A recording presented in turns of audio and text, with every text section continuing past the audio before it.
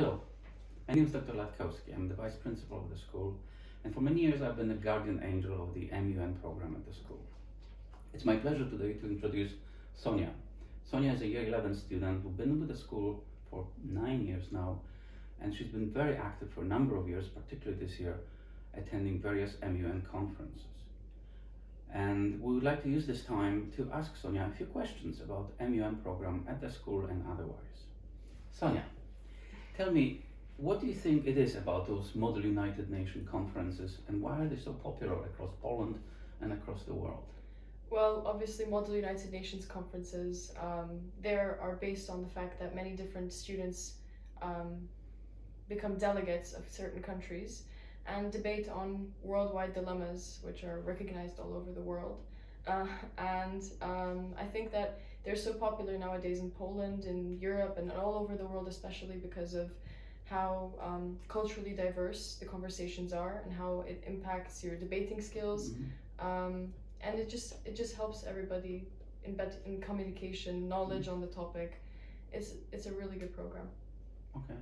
Why is participating in MUNs important to you, and why?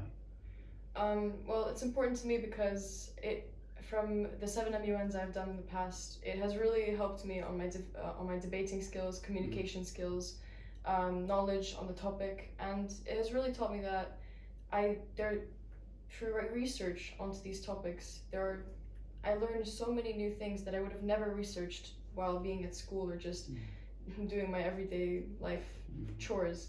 Like, for example, when I was preparing for the CSTD committee in Copernicus MUN, I was researching about biotech and genetic engineering in different organisms, and I was so shocked at many of the different rules and legislations that have been followed, and that it is so developed, and that if we wanted to, we could, but no one really knows about it. And I would have never been able to even represent the United States of America in this debate if I weren't to have prepared in such a thorough way. And it helped me in my education at school, so that's why they're important to me. I'm aware that you attended many MUN conferences recently in Dubai, correct? Yes. And most of those conferences, you always get the distinction of the best delegate. So what does it take, Sonia? What attributes or skills you need to be chosen the best delegate for MUN conference? Well, it's a mix of a lot of different things. If we take success, you need many different attributes to be able to succeed what you want to become best delegate out of many different other delegates who want the same thing. You have to be innovative and have ideas to know how you are going to resolve this problem, because at the end of the day, that's what you have to do. You have to write a resolution. And then you also need to have good communication skills and persuasion, which will allow you to get people onto your side and convince people to your idea, which is that it is the best, and show them that they have an advantage in it. And you also, the baseline of it all, the fundament, is knowledge that you need to attain through research prior to the whole committee and all the committee sessions, because you need to feel at ease with your surrounding and the countries that you want to cooperate with. So you also need a systematic approach towards solving your resolution, and all enveloped in focusing on the most important issues, because usually these topics are quite broad, which means you have to also consider which problems you must address first, and then also enveloped always in experience, because the more experience you have, the more confident you feel, and the more you can typically do. So, yeah. Thank you. Next year you'll be part of our International Baccalaureate program in year 12. And yet when I look at goals, for example, of United Nations or Model United Nations, and I look at the mission statement of the International Baccalaureate program, I find a lot of similarities. What do you think? I think the same way.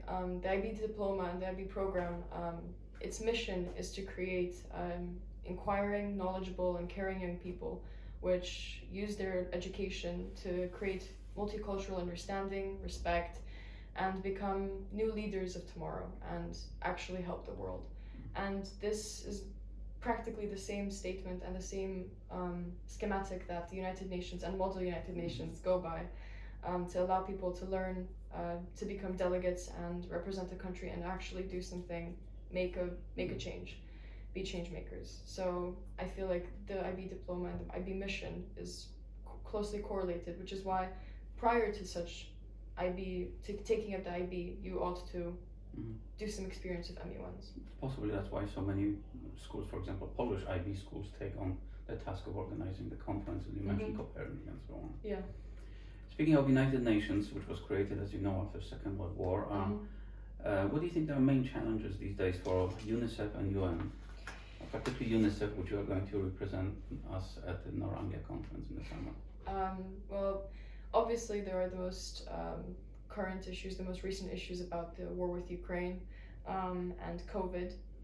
However, we also must always not forget about the fact that, for example, every 8 seconds a child under the age of 5 dies of hunger, and that over 30,000 children each day die of hunger under the age of 5 as well, and also from malnutrition, from lack of care. There's problems that we have to resolve every day in this world that are almost untouched, and UNICEF, which cooperates with our school, takes great pride in helping to resolve this issue. Having, for example, our school work with the Sustainable Development Goals through Global Campus and work on them, and raising awareness, really. And in fact, I don't think there's one main problem. Obviously, there's maybe the closest to us in Poland would be the war with Ukraine currently, and COVID-19, which is a pandemic still just as bad as before. And during the UNICEF focus group, I noticed that as the speaker from Poland and speaking to people from Florida, Puerto Rico, many different countries, it was eye-opening to see that everyone had a different problem that they thought was one of the hardest and most important to them, at least for UNICEF to tackle. I obviously still think that, and I stand by the fact that one of the most keen topics that UNICEF must work on is helping immigrant children avoid human trafficking, avoid abuse, and all of the other things that come with the war in Ukraine, not with Ukraine, war in Ukraine. Yeah. Thank you. So in some ways now, representing our school at the UNICEF Summit in New York and attending all those MUN conferences, you've become almost an ambassador for the TBS and for Noranglia. How do you feel about the role now? Well, obviously I'm very happy and very proud to be able to represent the school in so many ways. I'm happy that the school has given me so many opportunities and fundaments to be able to, using those fundaments of education, be able to rise above and do all of those MUNs and competitions and all the rest of it. And yeah, I mean, I'm just really happy about it, and I can't wait to be able to represent. Okay. So overall, what's next for Sonia? Besides UNICEF and... Well, that's a really hard question. Well, I teach, for 3 years now I've been teaching English in the public library in my neighborhood. So I'll soon be expanding that to orphanages as well, which is why I feel like that's going to take up a lot of my time next.